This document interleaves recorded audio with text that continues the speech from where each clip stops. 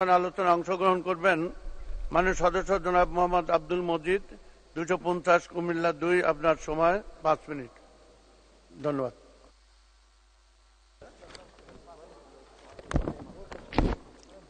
বিসমিল্লাহির রহমানির রহিম। মাননীয় স্পিকার, আপনাকে ধন্যবাদ। মাননীয় স্পিকার, এই মহান সংসদে 2024-25 অর্থ বছরের প্রস্তাবিত বাজেটের উপর সাধারণ আলোচনায় আমাকে কিছু বলার সুযোগ দেওয়ার জন্য আপনাকে আন্তরিক ধন্যবাদ ও কৃতজ্ঞতা জানাচ্ছি। মাননীয় স্পিকার, আমি আমার বক্তব্যের শুরুতেই শ্রদ্ধাভরে স্মরণ করছি হাজার বছরের শ্রেষ্ঠ বাঙালি স্বাধীনতার মহান স্থপতি জাতির জনক বঙ্গবন্ধু শেখ মুজিবুর রহমানকে। কৃতজ্ঞতার সাথে স্মরণ করছি মহান মুক্তিযুদ্ধের সকল শহীদ এবং নির্যাতিত মা বোনদের। স্মরণ করছি বঙ্গমাতা বেগম ফজিলাতুন্নেছা মুজিব সহ 15 আগস্টের কাল রাতে ঘাতকদের হাতে নির্মমভাবে নিহত সকল শহীদকে। স্মরণ করছি কারাগারে নিহত জাতীয় 4 নেতা এবং 52 এর ভাষা আন্দোলনের সকল শহীদকে। মাননীয় স্পিকার, মাননীয় প্রধানমন্ত্রীর দিক নির্দেশনায় মাননীয় অর্থমন্ত্রী আবুল হাসান মাহমুদ আলী তার অপূর্ব দক্ষতা বিচক্ষণতায় 6 জুন 2024 ও 25 অর্থ বছরের জন্য একটি কল্যাণমুখী বাজেট পেশ করেছেন, যার আকার 7,97,000 কোটি টাকারও বেশি। এই বাজেট আমাদের উন্নয়ন এক মাইল ফলক। এই বাজেটের মধ্য দিয়ে 2041 সালের মধ্যে একটি সুখী, সমৃদ্ধ, উন্নত ও স্মার্ট বাংলাদেশ বিনির্মাণের রূপরেখা ফুটে উঠেছে। আমাদের সাম্প্রতিক সময়ের ধারাবাহিক জাতীয় উন্নয়ন ও অগ্রগতির ক্ষেত্রে এই বাজেট একটি যুগোপযোগী পদক্ষেপ। এই বাজেটের মূল লক্ষ্য একটি বৈষম্যহীন ও শোষণমুক্ত সমাজ গঠন। মাননীয় স্পিকার, বর্তমান বৈশ্বিক প্রেক্ষাপটে বাংলাদেশের সামষ্টিক অর্থনীতি আজ বেশ কিছু চ্যালেঞ্জের সম্মুখীন। এইসব চ্যালেঞ্জের মধ্যে মূল্যস্ফীতি নিয়ন্ত্রণ, রাজস্ব আহরণের প্রবৃদ্ধি, পরিবর্তনশীল প্রযুক্তি ও মানব সম্পদ উন্নয়ন, সর্বোন্নত দেশের পর্যায় থেকে উত্তরণ বিশেষভাবে উল্লেখযোগ্য।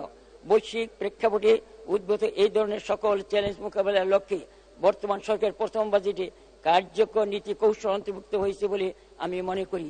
তাই এই বাজেটের জন্য মাননীয় অর্থমন্ত্রীকে জানাই আন্তরিক ধন্যবাদ।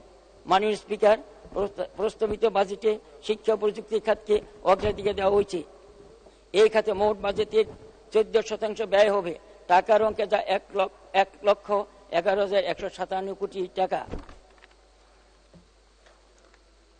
মাননীয় স্পিকার, সামাজিক নিরাপত্তার খাতে প্রায় 10,000 কোটি টাকা বাড়িয়ে 1,36,026 কোটি টাকা বরাদ্দের প্রস্তাব করা হয়েছে। এর সরাসরি উপকারভোগী হবেন আজকে প্রবীণ জনগোষ্ঠী, বিধবা ও স্বামী পরিত্যক্তা মহিলা সহ দরিদ্র জনগোষ্ঠী। স্বাস্থ্য খাতে 9.1% বরাদ্দ বৃদ্ধির প্রস্তাব করা হয়েছে এবং চিকিৎসা সামগ্রীর কর হ্রাস করা হয়েছে। ফলে জনগণের স্বাস্থ্য সেবা বৃদ্ধি পাবে এবং চিকিৎসা সামগ্রীর মূল্য হ্রাস পাবে। মূল্যস্ফীতি নিয়ন্ত্রণে চাল, গম, আলু, পেঁয়াজ সহ 30টি নিত্যপণ্যের উপর উৎসকর 50% কমানো হয়েছে।